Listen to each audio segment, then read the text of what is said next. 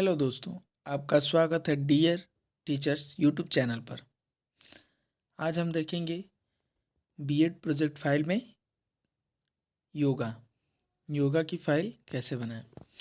चलिए सबसे पहले हम देखते हैं इंडेक्स को। इंडेक्स कैसे बनाना है। इंडेक्स में देखिए भूमिका पहले लिखेंगे, फिर उसके बाद लिखेंगे अंतर्राष्ट्रीय योग दिवस, योग का अर्थ, योग की परिभाषा, योग के प्रकार, योग के नियम, शारीरिक व्यायाम और आसनों में अंतर।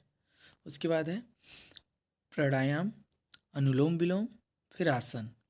अब आसन में हम सर्वांगासन, ब्रजासन, सुखासन और वृक्षासन, उसके बाद ताड़ासन और फिर लास्ट में लिखेंगे योग का महत्व। चलिए अब देखते हैं हम सबसे पहले योग। योग योग में हम लिखेंगे कि शरीर, मन और आत्मा को नियंत्रण करने में योग मदद करता है।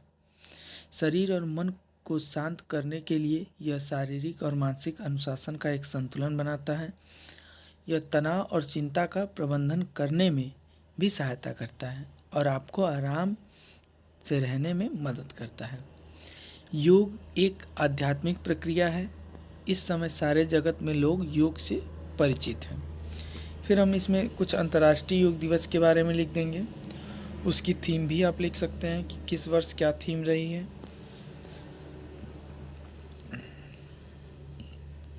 यहाँ पर हम लिखेंगे योग का अर्थ। योग के अर्थ में योग का अर्थ एकता या बांधना होता है। यह संस्कृत शब्द के भुज से बना है जिसका अर्थ होता है जुड़ना। इस प्रकार हम योग का अर्थ लिख देंगे और आगे चलेंगे योग की परिभाषा। योग की परिभाषा आप अलग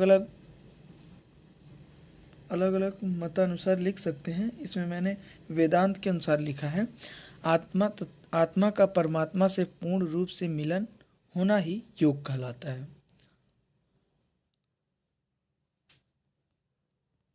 वरिष्ठ के अनुसार मैंने लिखा है कि संसार सागर से पार होने के उपाय ही योग कहा जाता है। आगे लिखेंगे योग के प्रकार।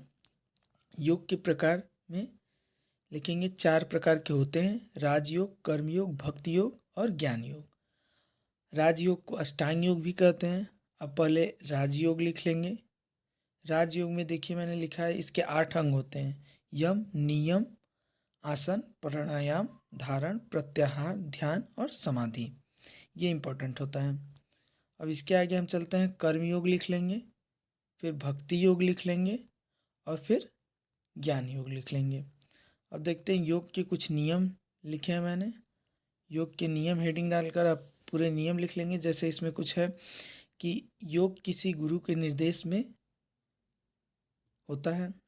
सूर्योदय तथा सूर्यास्त के वक्त योग का सही समय है। योग खाली पेट ही करें।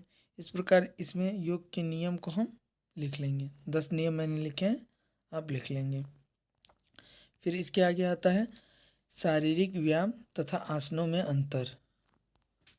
शारीरिक व्यायाम तथा आसनों में अंतर। अब देखिए पहला जैसे मैंने लिखा है कि व्यायाम मुख्यतः बाहरी अंगों को ही बलिष्ठ बनाता है तथा इसके विपरीत आसन शरीर के भीतरी अंग को भी प्रभाव डालते हैं। इसी प्रकार first, second, third, fourth, fifth और सिक्स्थ 6 मैंने लिखा है, वो लिख लेंगे। फिर आते हैं प्राणायाम पर। प्राण वह शक्ति है जो हमारे शरीर को जिंदा रखता है। इसका शाब्दिक अर्थ है प्राण यानी श्वसन को लंबा करना या प्राण यानी जीवन शक्ति को लंबा करना। प्राण का विस्तार ही प्राणायाम कहलाता है। इसके बाद अनुलोम विलोम लिखेंगे। उसके बारे में थोड़ा बहुत लिखकर उसके लाभ फिर विधि बता देंगे। अनुलोम विलोम होता क्या है। अनुलोम विलोम प्राणायाम में नाक के दाएं छिद्र से श्वास खींचते हैं तथा नाक के बाएं छिद्र से श्वास को बाहर निकालते हैं। इस प्रकार अनुलोम विलोम लिख लेंगे। फिर आगे चलते हैं। अब देखिए मैंने ये एक फिगर लगाया है सर्वांगसम का। फिर हम लिखेंगे आसन। आसन के बारे में थोड़ा सा बताएंगे और फिर सर्वांगसम जो आसन होता है उसको लिखना स्टार्ट कर देंगे। सर्वांगसम में उसको डिफाइन करेंगे और फिर इसकी विधि लिखेंगे।